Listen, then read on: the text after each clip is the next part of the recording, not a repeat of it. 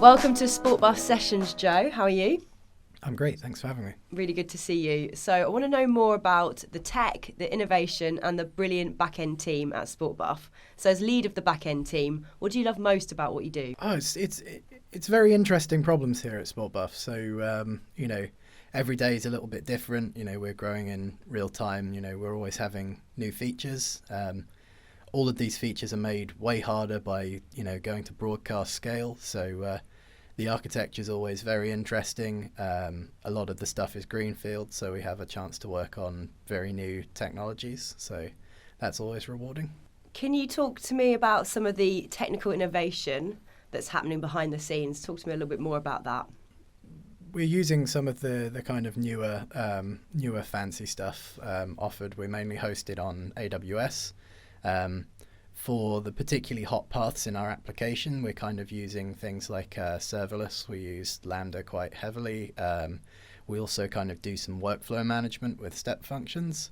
As our main data stores for anything that's kind of very high throughput, we're obviously using DynamoDB as well. So all of those are relatively new products, and they're always fun to use. Are you using any new tools and tech that you are really, really excited to sort of get your hands on and use more? All of our backend is written in Go. That's always that's my personal preference of language. It's a growing language. Lots of people are very excited about it. Getting to use that in production is always good. From a more backend perspective, I really like our observability stack as well. We're scaling that up with, we're using Grafana for this. We have all of our logs, traces, and our metrics all in one Grafana panel, which is using Tempo and Loki, which are their projects there. For any engineer or developer looking for a new change or a new adventure, what's so interesting about working on a product like Sport Buff? Well, it's always fantastic to work on something that's so innovative.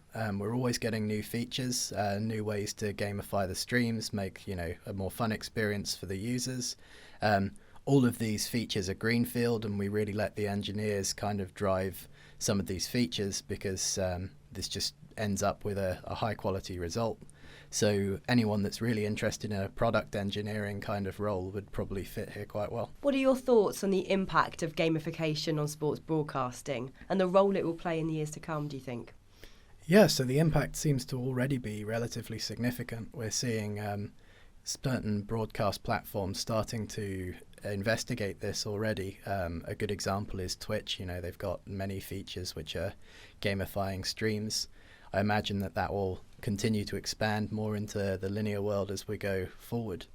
It would be quite an innovative change, I think, because it fundamentally changes the way people are experiencing these live streams. I guess the old way you experience a stream is, you sit down and you watch the experience and you have a good experience as a result, but in a way you're almost disconnected, whereas with a gamification layer, this is now a two-directional conversation. You can now engage with the stream in new and interesting ways, and as a result I think that could improve the experience.